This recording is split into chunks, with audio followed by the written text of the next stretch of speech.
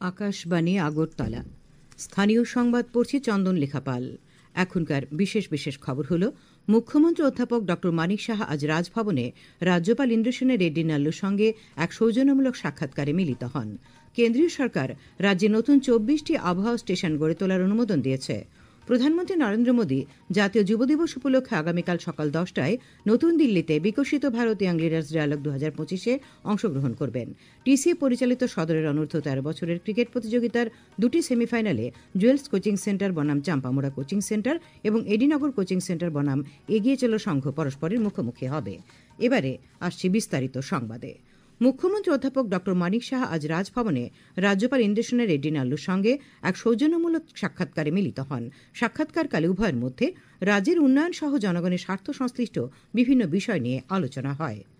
ভারতীয় আবহাওয়া দপ্তর আইএমডির ১৫০ বছর পূর্তি উপলক্ষে আগামীকাল ১২ জানুয়ারি আগরতলায় ওয়েদার ফর রানের আয়োজন করেছে ভারতীয় আবহাওয়া দপ্তর।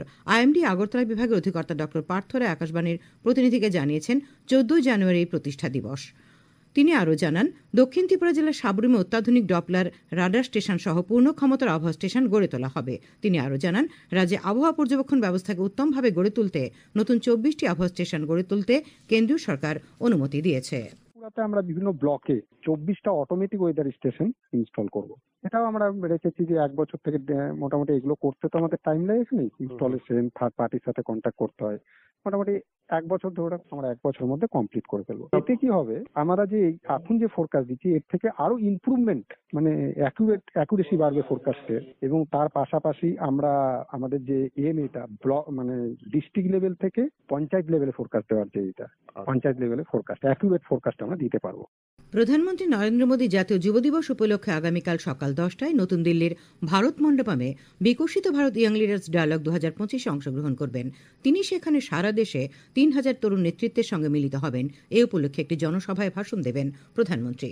এদিকে প্রধানমন্ত্রী নরেন্দ্র মোদী বলেছেন যে দেশের উন্নয়নের যাত্রায় দেশের যুবকদের সম্পৃক্ত করার জন্য বিকশিত ভারত ইয়াং লিডার্স ডায়ালগ একটি অনন্য উদ্যোগ। তিনি আজ জাতীয় যুব উৎসব ২০২৫ এবং বিকশিত ভারত তরুণ নেতাদের আলোচনার বিষয়ে যুব বিষয়ক ও ক্রীড়া প্রতিমন্ত্রী রক্ষা খড়সের লেখা একটি নিবন্ধ শেয়ার করে বলেন যে এই অনুষ্ঠানটি একটি বিকশিত ভারতের রূপকল্প উপলব্ধি করার জন্য তরুণ মনের শক্তি, সৃজনশীলতা এবং নেতৃত্বকে তুলে ধরে।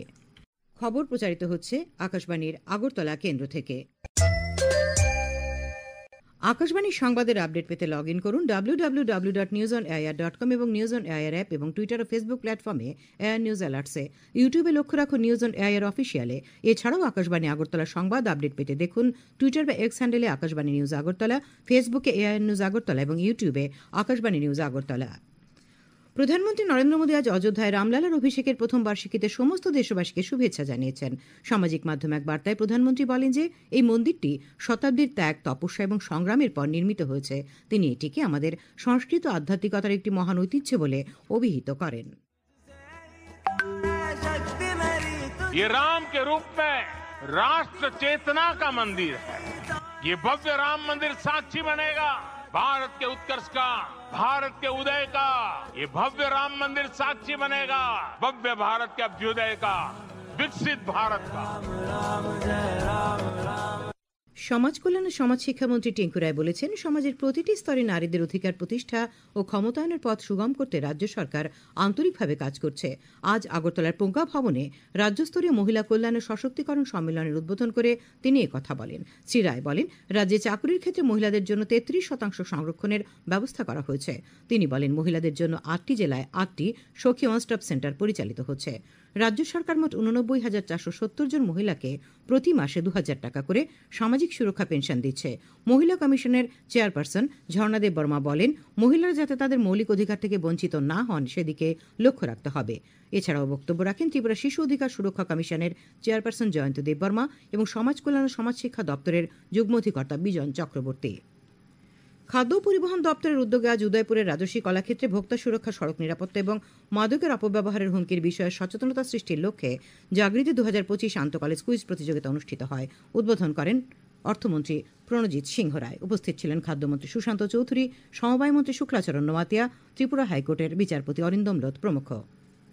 খেলার খবর। টিসিএ পরিচালিত সদরের অনূর্ধ্ব 13 বছরের ক্রিকেট প্রতিযোগিতার দুটি সেমিফাইনালে জুয়েলস কোচিং সেন্টার বনাম চাম্পামুড়া কোচিং সেন্টার এবং এডিনগর কোচিং সেন্টার বনাম এগিয়ে চলো সংঘের মধ্যে খেলা হবে। আজ আসরে 4টি কোয়ার্টার ফাইনাল হয়। এতে চাম্পামুড়া কোচিং সেন্টার 9 উইকেটে এনএসআরসিকে, এডিনগর কোচিং সেন্টার 22 রানে কর্নেল কোচিং সেন্টারকে, জুয়েলস কোচিং সেন্টার 2 উইকেটে জিবি প্লে সেন্টারকে এবং এগিয়ে চলো সংঘ 23 রানে প্রগতি প্লে সেন্টারকে হারিয়ে দেয়। স্বামী বিবেকানন্দের জন্মজয়ন্তী উপলক্ষে আয়োজিত উন্মুক্ত দাবা প্রতিযোগিতায় অনুরাগ ভট্টাচার্য চ্যাম্পিয়ন হয়েছে। আগরতলার স্বামী বিবেকানন্দ ক্লাবে দুদিনব্যাপী 5 রাউন্ডের লড়াইয়ে রাজবীর আহমেদ রানার্স এবং কিংসুক দেবনাথ তৃতীয় স্থান পায়। আবহাওয়া, আগামীকাল আকাশ পরিষ্কার থাকবে, সকালে কুয়াশা পড়বে। আগামীকাল তাপমাত্রা সর্বোচ্চ 28 ডিগ্রি সেলসিয়াস এবং সর্বনিম্ন 13 ডিগ্রি সেলসিয়াসের কাছাকাছি থাকবে। আজ দিনের সর্বোচ্চ তাপমাত্রা ছিল 28.6 ডিগ্রি সেলসিয়াস এবং সর্বনিম্ন 12.8 ডিগ্রি সেলসিয়াস। আগামীকাল রাজ্যের সব জেলায় বিক্ষিপ্তভাবে ঘন কুয়াশা পড়ার সতর্কবার্তা জারি করা হয়েছে। শেষ করার আগে খবরের বিশেষ বিশেষ অংশগুলি আরেকবার। মুখ্যমন্ত্রী অধ্যাপক ডক্টর মানিক সাহা আজ রাজভবনে রাজ্যপাল ইন্দ্রসেন রেড্ডি নাল্লুর সঙ্গে সৌজন্যমূলক সাক্ষাৎকারে মিলিত হন। কেন্দ্রীয় সরকার রাজ্যে নতুন 24টি আবহাওয়া স্টেশন গড়ে তোলার অনুমোদন দিয়েছে।